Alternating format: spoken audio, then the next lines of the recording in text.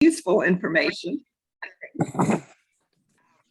So the topic tonight is supporting SLIFE students with limited or interrupted formal education. And we have three presenters. Kenya Gray is an ESL teacher for Henrico County Public Schools. She co-facilitates the Tusome Pamoja Saturday School program designed to supplement math, if I said that correctly, and English for students. And she will cover the definition of SLIFE students, about how they're identified and the means of supporting them. Then we have also Chris Chamberlain and Vineeth Vidula, who are longtime SLIFE volunteer tutors. Chris will talk about his tutoring experiences, including what's worked well, what challenges he's faced, and what he's learned from the experience. And Vineeth will talk about the ways in which education, economic stability, social community, and other aspects of life are connected to improving healthcare access for people in refugees communities. We have an hour, so in order to give each person time to speak and have a little time left over for questions, I'm thinking 15 minutes each. And at about 14 minutes, I'll say ding. And at 15 minutes, I'll say ding, ding, and then you can pass the baton. And we will be recording this session. So if you would like to be faceless, you can just turn off your camera. So welcome to everyone. And I think you're going first. Okay. Hi, my name is Kenya Gray. I'm an ESL teacher for Henrico County Public School. And what I would like to discuss with you all tonight is just a subcategory of English language learner called SLIFE. And am I able to present? Do I just share my screen? Do I do that now? I think you should be able to share your screen. Okay. Desktop one.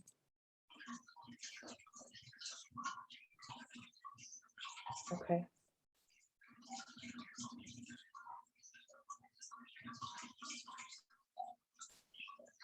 Oh, I think it's asking me for stuff. I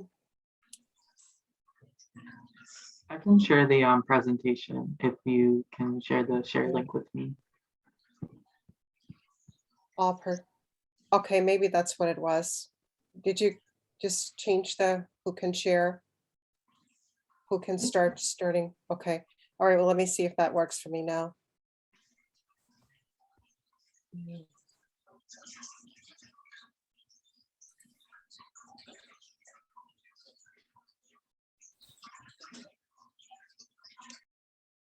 Okay. It's not allowing me to share. So I'm just going to talk, if that's okay with you guys.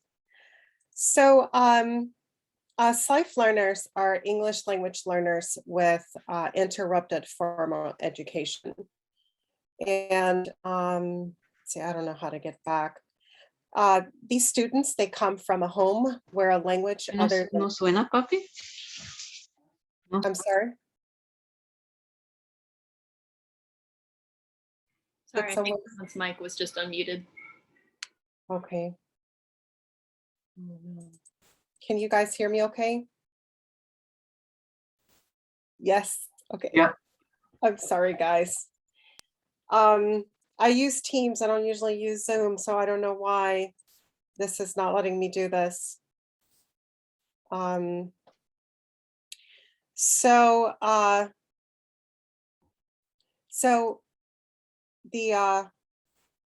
I need to just get out of here.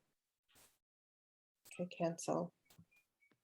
Okay, so SLIFE learners are English language learners with limited interrupted formal education.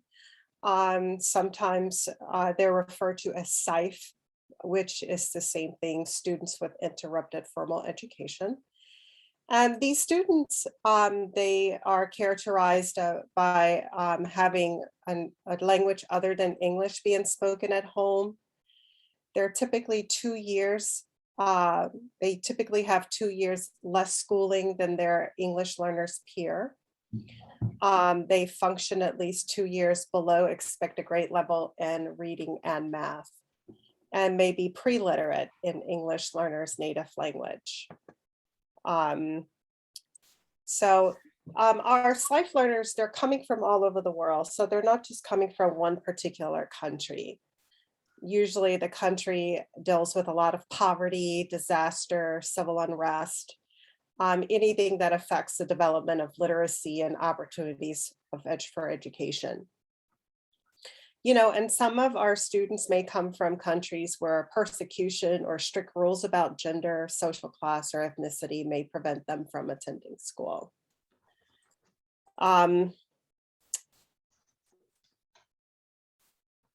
So I think the one important thing to keep in mind is that education across the globe looks differently, and not all schooling is compulsory up to high school, like in the United States.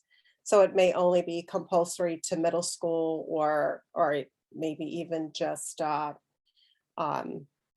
elementary school. And maybe only primary school is free. And then if they want to continue, they'd have to pay for middle school or secondary school. Sometimes it's not consistent. So maybe sometimes there's a disruption, or students are only going to school when the school is open because they can't staff it. That happens a lot as well. And there might be a large student to teacher ratio. And that also can impact the student's ability to learn. Let's see. So when a student comes to the United States, they're actually placed in age-appropriate classes. They're not placed in classes based on their educational skill level. And that's kind of where the problem for a lot of our SLIFE learners begin. They're expected to perform as if they've already had that background knowledge in literacy and numeracy skills.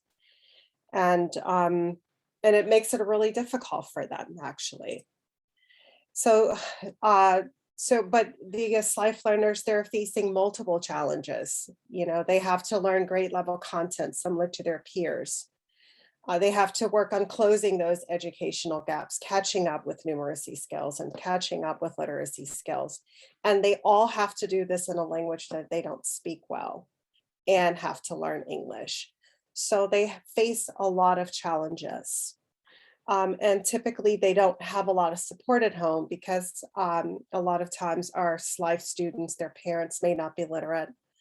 They may not even speak English. They don't have a really good, they don't have a very good idea of our educational system and how to support their students. You can help, and we've been so fortunate to have a lot of people willing to help a lot of our SLIFE learners. Our SLIFE learners, they need to recognize alphabets just like every other student, especially if they don't have a literacy, we have to give them one. They need to understand basic phonic sounds, develop vocabulary development, high frequency words, reading comprehension skills, and they need to know basic numeracy skills and counting, recognizing numbers, and addition, subtraction, multiplication, facts as well. Some of the challenges you may face while working with some of our SLIFE students is because students are not literate in their primary language, you have to use a lot of non-linguistical input in order to make the language comprehensible. Students may process information much slower than their average student. They need lots and lots of repetition. They may take much longer than their peers to acquire a skill, and they may become very overwhelmed as well, because they realize that they're really climbing an uphill mountain. Okay, so let's see, does anyone have any questions? No? Well, I think what we kind of was thinking that I would ask Chris and Vineeth some questions about their experience working with SLIFE learners a bit. And then Vineeth would give us presentation. That's okay? Okay, wonderful. So Chris Chamberlain and Vineeth Vigula, both, we've all kind of worked together with some of the same SLIFE students. But I've been really grateful to have people support the students and to give them opportunities to learn outside of the school setting. So I'm going to ask this question to Chris first.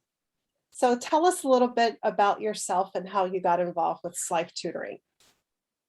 Sure. Well, good evening, everyone. And thank you, Kenya and Reestablish Richmond for the opportunity to talk about my experience.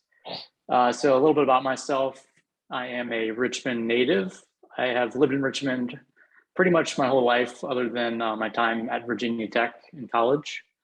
So I first heard about Reestablish Richmond a few years ago when I volunteered at the World Refugee Day with my church.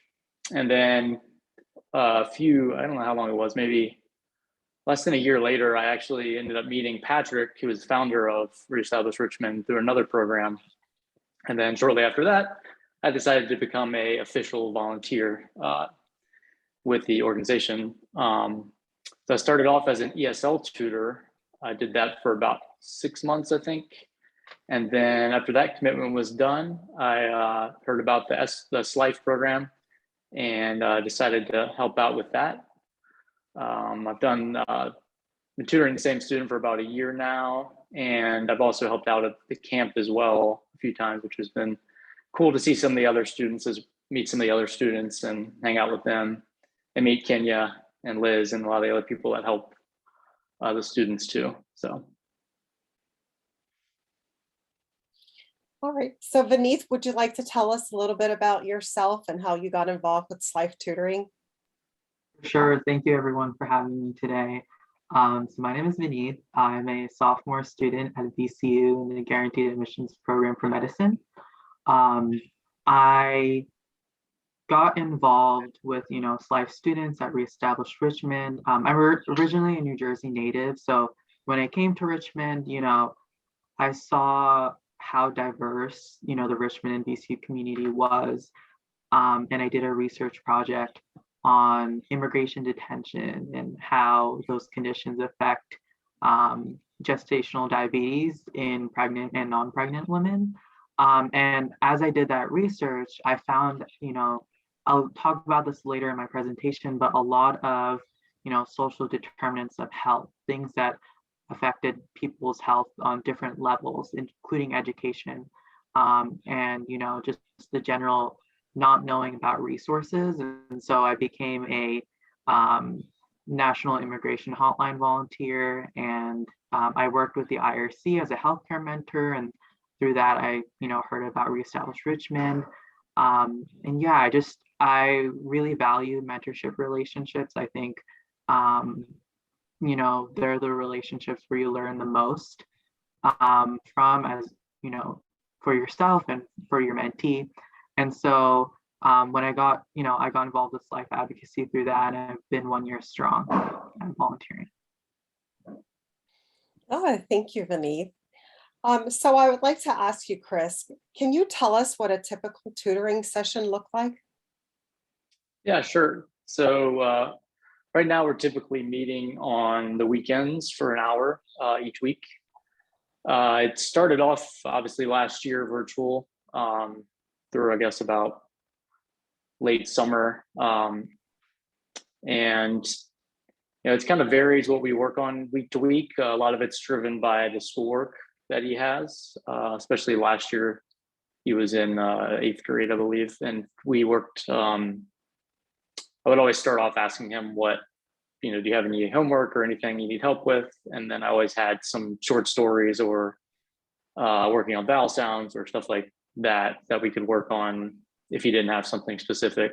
But most of the time I would say we worked on schoolwork, a lot of science that I had to relearn myself as part of that. And and then this year he's actually been working with a private teacher, Liz, who's also helps out with the camp as well. So she's working with him and another student. And she's been working through workbooks with him and the other student. So basically, she just kind of highlights different problems she wants me to work on with him. And so we'll go to the library for about an hour, work on those problems. But yeah, it's been a cool experience.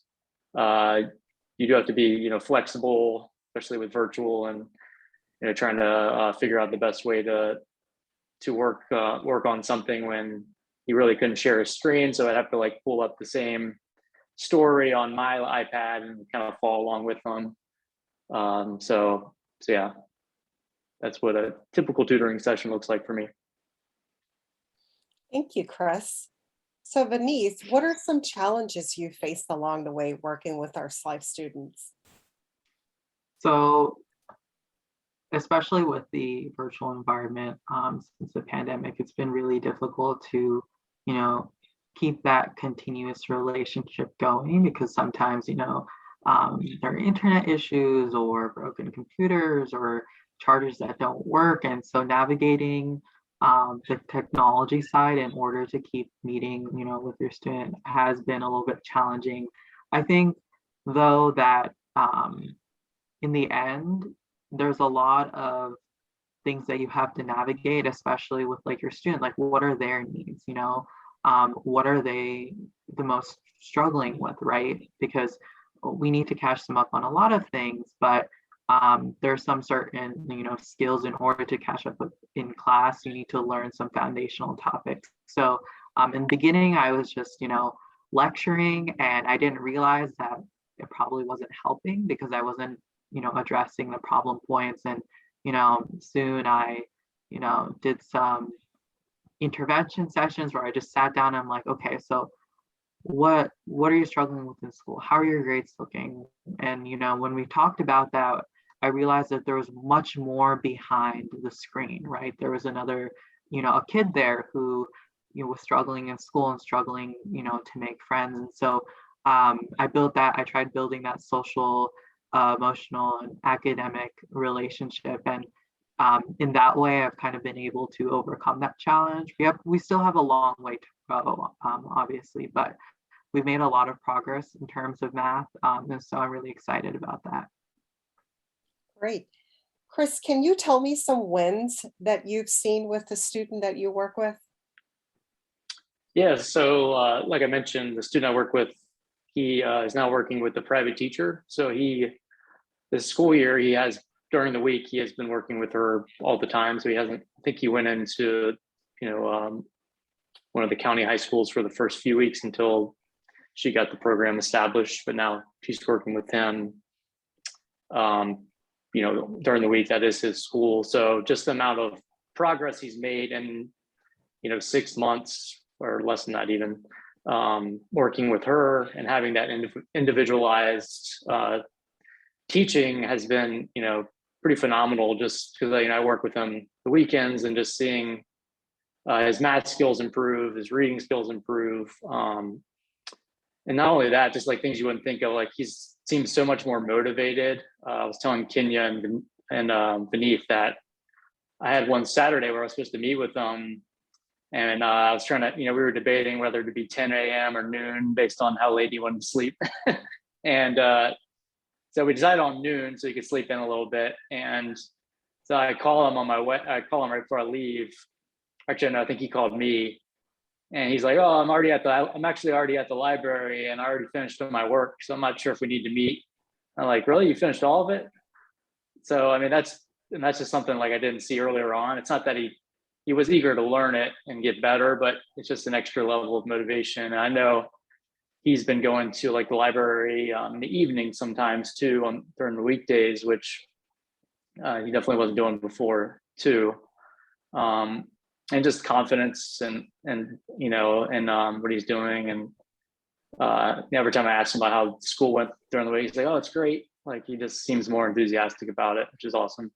And then some other cool things, we've been able to go on a few kind of field trips together as well. We went and picked up backpacks and school supplies for him, his sisters, and his cousins in the fall. We also did a Art 180 kind of festival camp in the summer.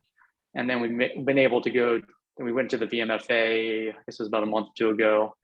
One thing I forgot to mention, he's a really talented artist and really into art. So that was why I chose those kind of art themed field trips. And then, yeah, I think being able to kind of meet him in person, as, working together, and then getting to meet his family, and I spent a little time with them as well. It's been helpful. And so yeah, it's all been good stuff. Well, thank you for that, Chris. Yep. So Vineeth, I know you've done some research on how education can affect future health outcomes. Can you tell us what you've learned in your research? Sure, let me share my screen.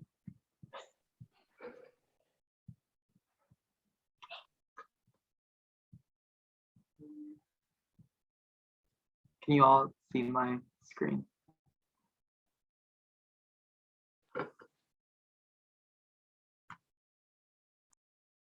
Is my screen showing up for you guys? Yes, that's it. Yeah, okay, great. So let me start with the presentation. So if you didn't know already, refugees and migrants as a whole have a higher prevalence of common mental health illnesses like depression, anxiety, and PTSD, and also a higher prevalence of preventable diseases compared to their host populations. Here I have two diagrams from the Kentucky Refugee Health Report for National Refugees from 2018. And as you can see here, there are a lot of preventable diseases, that are not present in the general United States community, but that are, prevalent in high numbers amongst all refugees and pediatric refugees. So most of our SLIFE students are students, under 18, and so they fall under the pediatric refugees definition. So if we look at that diagram, which is the green one below, we'll see a lot of common, diagnoses like anemia, dental related illnesses, parasites, elevated lead level, underweightness, overweightness, short stature, and urinary tract infection. So keep that in mind as we go on in the presentation. So a lot of these illnesses, mental health, and preventable diseases can be attributed to the social determinants of health, which are 5 main categories that categorize conditions in the environments where people live, work, play, learn, age, and pray. They affect health, functioning, and quality of life outcomes amongst communities and individuals alike. The web of social determinants include education, healthcare access, neighborhood, social community context, and economic stability. So some of these, like education, healthcare access, and economic stability, are, the names imply what they are. But when we look at neighborhood and social community context, neighborhood is like the structure of the community. So if we have a town, are there grocery stores nearby that people can walk to? How's the public transportation? Are there schools nearby? What other community related resources are there? And then for social and community context, that's more of the relationships that are present in the community. Are there teachers and trusting adults that students can rely on and talk to? Are there how are the family dynamics in general? How is violence in the community? So all of these 5 web of social determinants of health, we call them the social determinants of health because they all impact quality of life and health in general for an individual, but they also affect each other. And programs like SLIFE at Reestablish Richmond that close gaps in social determinants of health are needed to promote health equity. SLIFE isn't just so that we, educate our students so that they can pass high school. That's not what we're trying to do. That's not the main priority. The main priority is building, people who can be functional children and adults, down the road, 10, 15 years down the road. And so that's really what we're looking for when it comes to SLIFE advocacy. So why is SLIFE tutoring vital? So many children flee from their homes and spend years in refugee camps where they're unable to learn. And once arriving in the US, although this can be a relief from that violence, poverty, and other migration-related issues, it's also a challenge to build new lives. They're literally, adapting to an environment that they've never been in before. Language, culture, perspectives, they're all different, and they have to adapt to that. And many children learn English, and they actually serve as translators for their family, whether in the health setting or in other settings that influence the web of social determinants of health. This can be, applying for jobs, doing taxes, and, talking to employers about missing work or any of those related settings. These children really do serve as I like to think of it as like a vertex of like the pyramid. They are the thing that connects their families and their communities together when it comes to the refugee and migrant community. Another thing to note is that a lot of these children face social isolation in camps and while awaiting clearance to come to the US. And this is also mirrored with the COVID-19 pandemic, with everything being isolated, lockdown and being at home. And SLIFE provides not only, an avenue to continue learning and filling those education gaps, but also as a emotional and, friend type of contact, right? When our tutors are tutoring their students, they're not there just as instructors. They're also there as a mentor that can listen and, talk to them and be open with them about what's happening in our world. So SLIFE tutoring is not only important for closing the K-12 education gap, but also preparing students to become functional adults, as I mentioned before. So this can be in academics, social and emotional well-being, and health. So I just want to end off this presentation with a couple of statistics to show you how, impactful tutoring can be on students. So among 500,000 school-aged Syrian refugees in Lebanon, those who received half an academic year of tutoring improved their ability to regulate their behavior and had more positive perceptions of their school. In Niger, where 50% of refugee boys and 70% of refugee girls are illiterate, children with access to a full academic year of tutoring showed improved literacy and numeracy skills, which are really important, for other aspects of life, such as employment.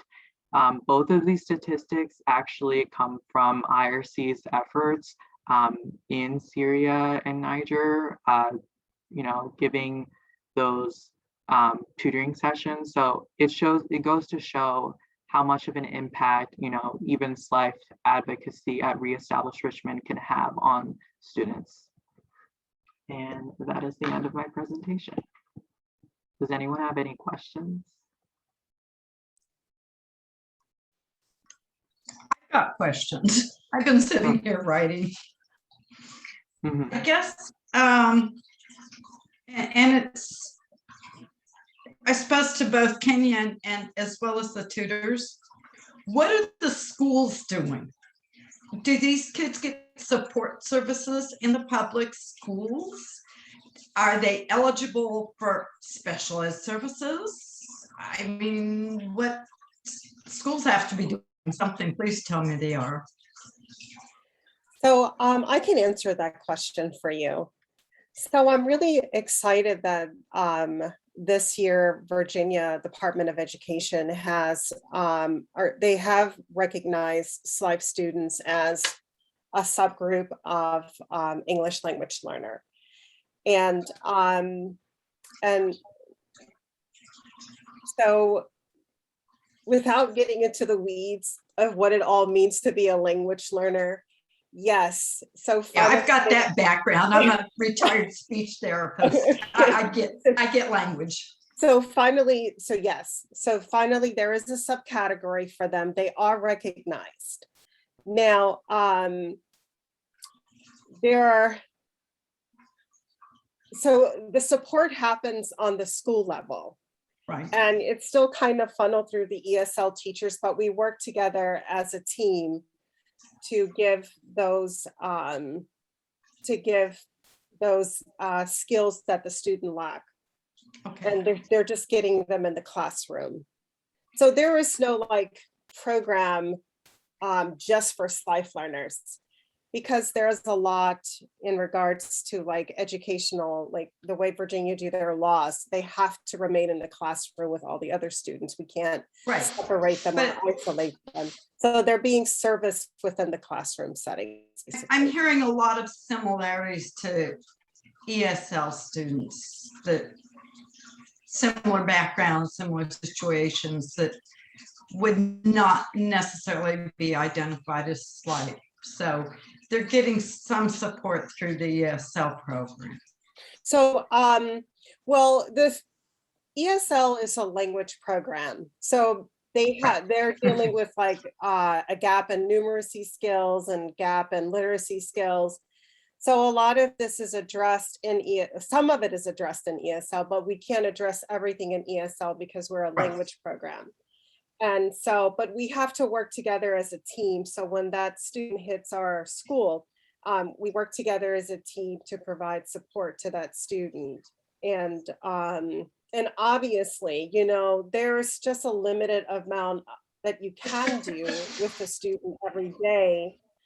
And that's why it's so great to have volunteers such as Chris and Benita working one-on-one with these students, because that's really where they take off.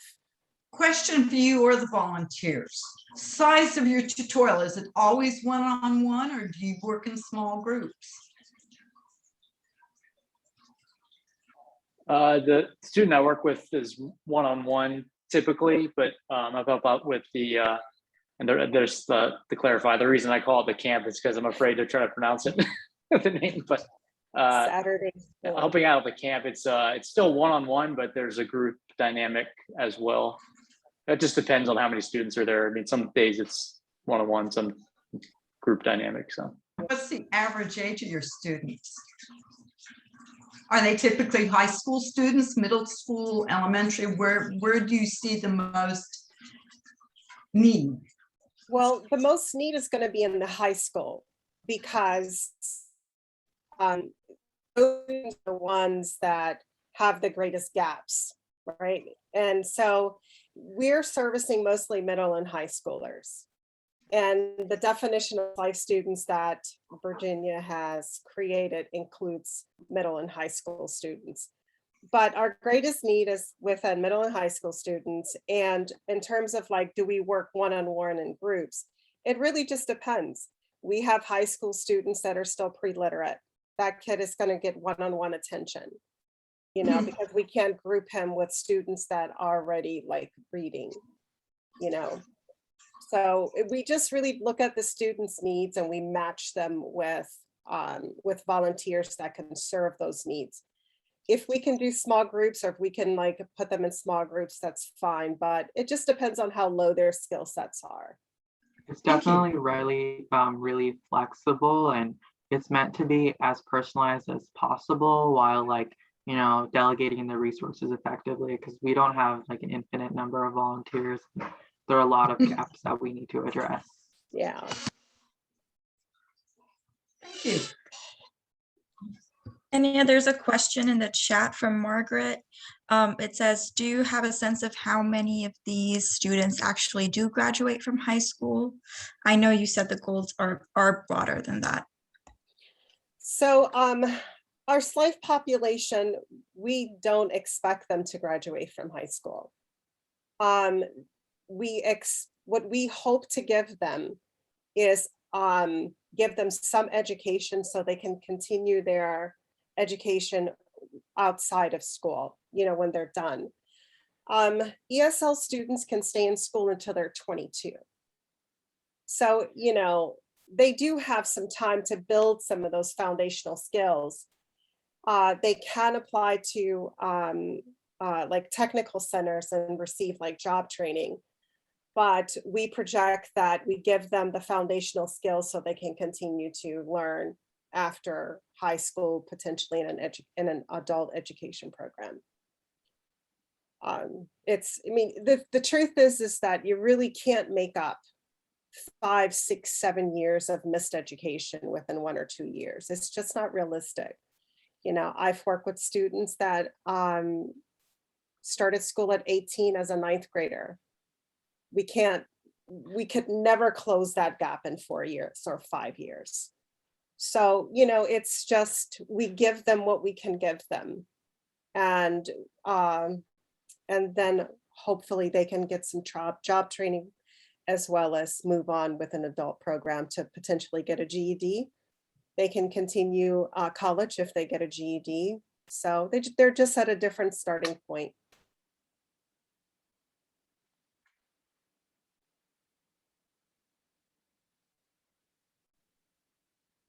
What about adults?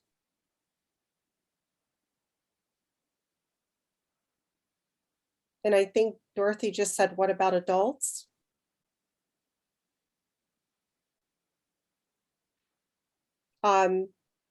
So adults, you know, I think that illiterate adults, it's very complicated and complex because they have to work, they have family they have to support, and then they have to find time to learn if that's what they want to do.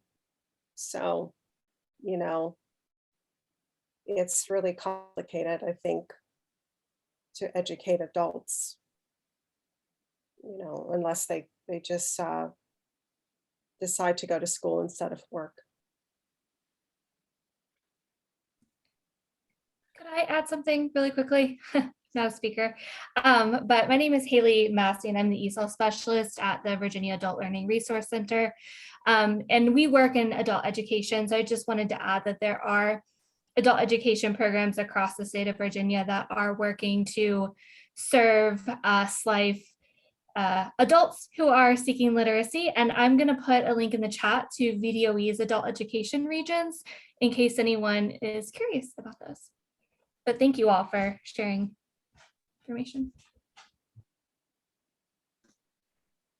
I was just really concerned about the adults because of the fact of the health outcomes and general society things. You know, like I do know people who are very intelligent, have learned through life experience and movies, concepts that you'd be surprised that they completely are awesome adults, but that I was wondering what, you know, that's why I'm going to tune in on Thursday to hear more about that. So thank you though.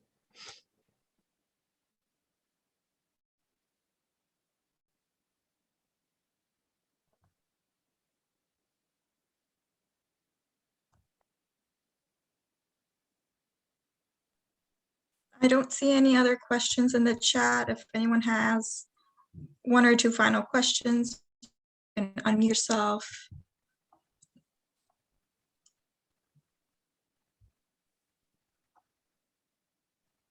It's not a question, but I was just wanted to add something from working with, you know, in the community with SLIFE students and knowing from all the kids that are into SOME, is that what I've noticed and learned is that most of the children, I call them children still because they are, they're not very, they didn't come here with computer skills. They can use their phones, which is really different from using a laptop. It's like the kind they have at school.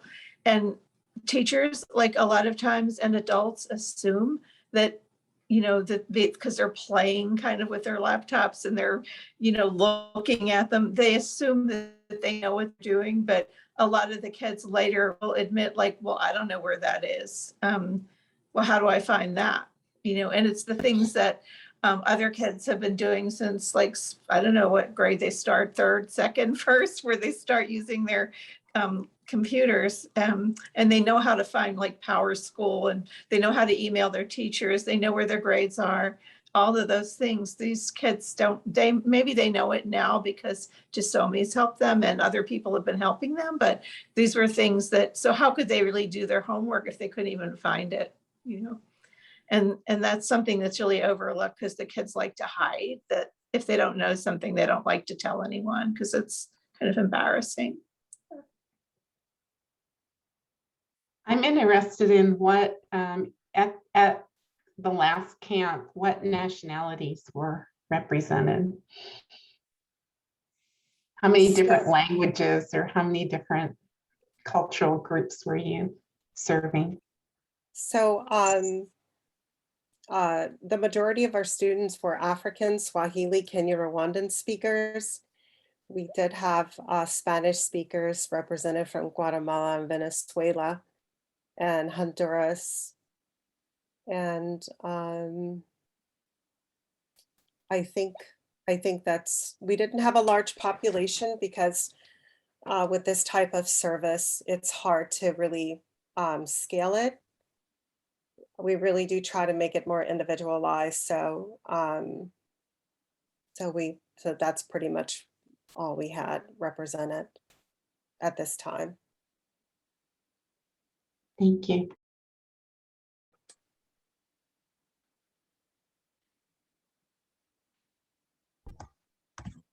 Marilyn is asking, does every high school and middle school in Henrico connect students to SLIFE tutors via Reestablished Richmond?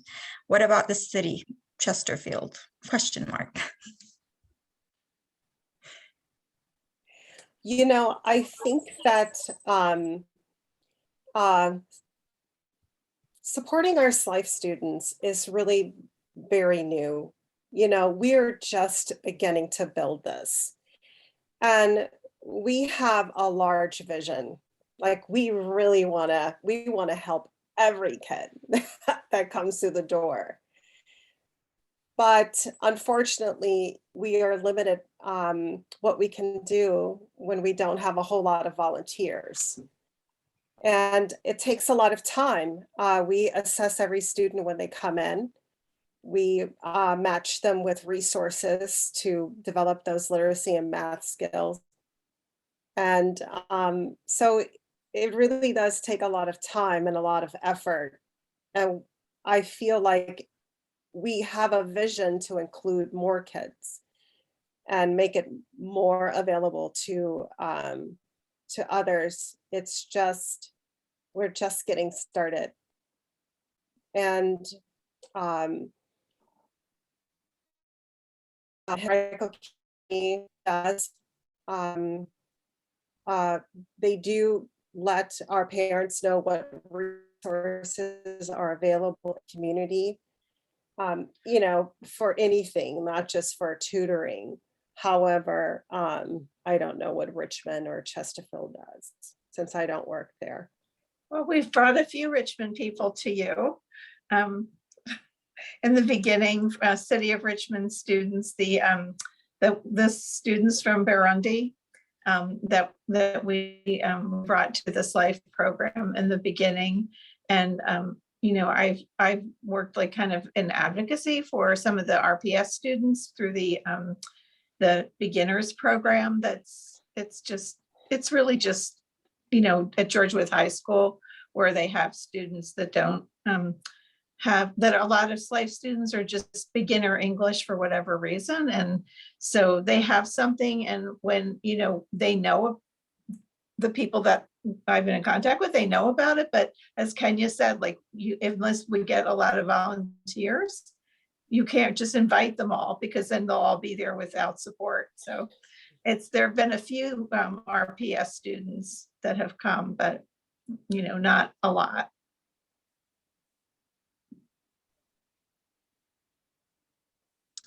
Margaret's question is, do you think in this climate it's okay to do the tutoring virtually, or is in person much preferred?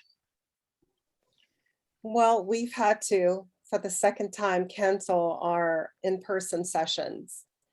I actually think it's so important that students get in-person tutoring and really, really connect with the tutor that they're working with. And because if they're connected, then the tutors are more than willing to stay with that student and get to know that student particular background. And but unfortunately, we've had to do a lot of virtual tutoring because of COVID. And Yeah, you know, it's best to give them something than nothing, than to have them sitting at home alone. for sure. I spent, like 8 months with my mentee doing virtual, and there's definitely a lot of Zoom fatigue, especially on my mentee's end, because he was, attending classes virtually sometimes. And even when they went in person, they were using computers because some of their teachers were doing work from home. And so when I did finally meet them in person, I think September or October for the fall camp, I really got to know them within like 4 hours. Like I got to know their interests, I got to know them on a much greater level, and they looked forward to seeing me, the next coming weeks. They asked me like, oh, are you gonna come like next week? Like and they're just way more open because I wasn't just another face on a screen. They saw that I, cared about their well-being. So I definitely think that in person is really important because we want to, help our students both ways, both academically, but also provide them with someone that they can trust, that doesn't just teach them and, is like a friend to them. But we did have to adapt to virtual, and, with the new wave Omicron variant, it's made it really difficult to even meet in person again. So only time can tell, but I definitely feel like we're way more productive in person. Yeah, I agree with what, oh, sorry, let me cut you off. I agree with what Benita was saying. It's just, there's just certain things you don't even think about. Like right now he's working in a workbook, so there's not really a way, it's a physical workbook. So it's not, he's basically using video on his phone to show me what he's looking at while trying to write at the same time. So there's challenges like that. Yeah, just being in person, like he said, like me said, getting to know them. Like I've been able to meet my students' family, go on some field trips with them. That stuff I wouldn't have obviously been able to do virtually. I did see, I don't know, Helen, if you're getting ready to ask this question, I did see something about transportation come across. Yeah, so the times we've met in person, I've gone and picked him up and taken him to a library that's close by his house. So, and that also, gives opportunity to talk, to get to know him more as well, just driving to and from the library. So.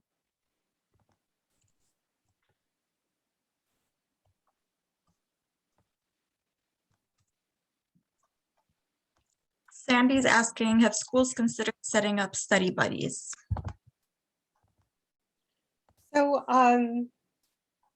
there is an effort, I know, in Henrico County where students are matched with peers who speak their native language. But study buddies are really difficult to kind of manage because students are in different classes. Like they have 7 or 8 classes and they're not always in the same class together.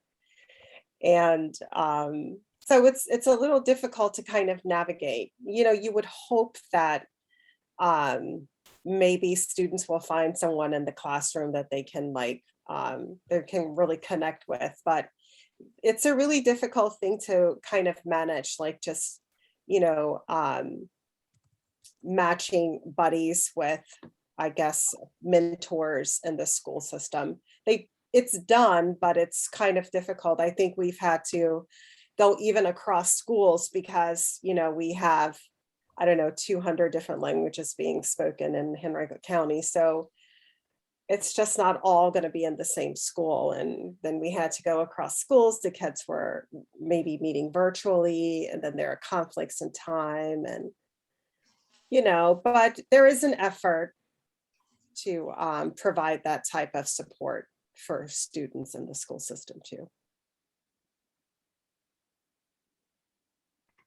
Do the volunteers need ESL training, or you just need people who care? You know, so our last session, we had ESL teachers there with us. So I was an ESL teacher, there were other ESL teachers.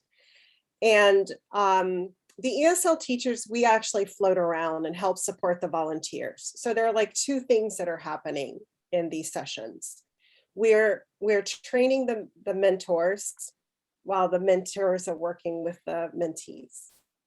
So you don't need it. You don't need to have any experience at all.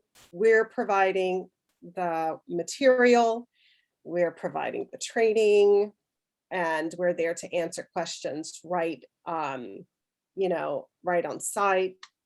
So you're not left alone to deal with it. And it was just a really, really great way of supporting everyone and building that community. Yeah, just from a, sorry. Go ahead. Say just from a tutor perspective, I am not ESL trained. I did some ESL tutoring, like I said, right before starting this SLIFE tutoring, and so I never really had formal ESL training. But Kenya and Aaron and everyone supports us and gives us resources that we can use for lessons, and we also have, I think, a monthly kind of Zoom call to talk about what's been going on with our students and what's worked, what hasn't worked. So there's a lot of support there. Yeah, that's what I was going to say, is that Kenya and Leslie are on a monthly call with volunteers on Zoom, just to provide that ongoing support. And there's a group chat in which everyone's connected also, to provide that instant, support.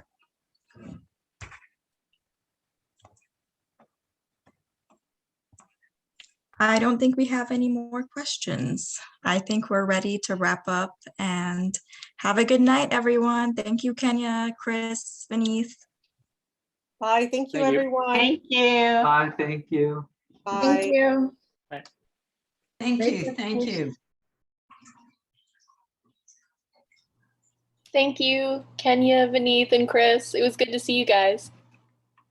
Bye. See you too. Bye. Bye. Thanks.